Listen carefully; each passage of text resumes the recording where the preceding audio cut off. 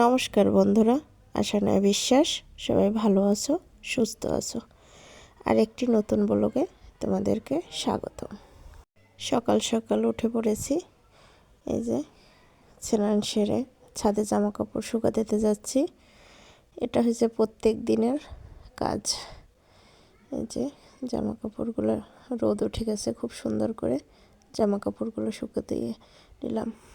এই যে এদিকে চিংড়ি মাছ নিয়ে আসছে, এখন বেছে নিচ্ছি ছোট আর বড়, প্রায় সমান সাইজেরই, তারপর একটু বড় ছোট আছে।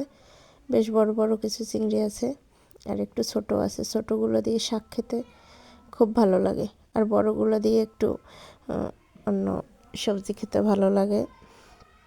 এই যে আমি একটু আলাদা করে বেছে বেছে নিচ্ছি। আলাদা করে বেছে নিলে হয় কি, ভালো লাগে আমার কাছে আসলে। এই যে এদিকে রান্না বসিয়ে দিয়েছি, পালং শাক চিংড়ি মাছ দিয়ে ভাজি। এদিকে মামুনি বাবা উঠে গেছে, ওরা দুষ্টিমি করতেছে। মামুনি একটু রাগ করেছে, ওনার রাগ হইলে আবার রাগ কমে না। দেখো দাদা ওকে সুড়সুড়ি দিচ্ছে, আমি ডাকতেছি, আমি সুড়সুড়ি দিচ্ছি, সে খুব রাগ করেছে। বাবারে বাবা, রাগ করলে মোটে কথা বলে না, দেখো না চিল্লাপাল্লা করে।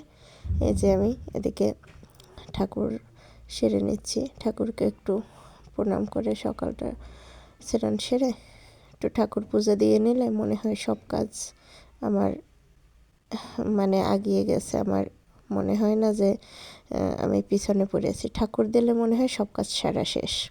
এই যে ঠাকুর দিয়ে আবার রান্নাঘরে চলে আসলাম। এদিকে আমি পোয়া মাছ দিয়ে আলু দিয়ে একটু ঝোল করব, তাই আলুটা কষিয়ে নিচ্ছি। আর পোয়া মাছগুলো আগে থাকতে ভেজে নিয়েছি। এই যে কষিয়ে ঝোল দিয়ে দিয়েছি, এখন ঝোলটা ফুটে আসা পর্যন্ত অপেক্ষা করব।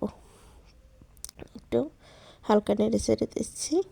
এই যে আমার ঝোলটা ফুটে উঠেছে, দেখো এখন আমি মাছগুলো দিয়ে দেব। আমার মাছগুলো দেওয়া হয়ে গেছে, এখন বেশিক্ষণ জ্বালাবো না, অল্প একটু জ্বালাবো, একটু মাখা মাখা রেখে দেবো। এই যে মাছ ফুটে উঠেছে ভালো করে। এখন আমি একটু মশলা, এই যে আমি বেটে নিয়েছিলাম শিলনোড়ায়, মশলাটা দিয়ে দিয়েছি।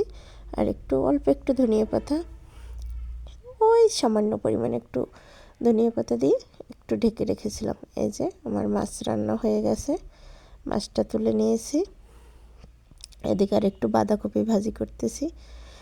বাঁধাকপি খেতে আমার কাছে ভালো লাগে, আসলে সবজি আমি পছন্দ করি অনেক, তাই একটু। এই যে এদিকে পালং শাকও হয়ে গেছে আমার।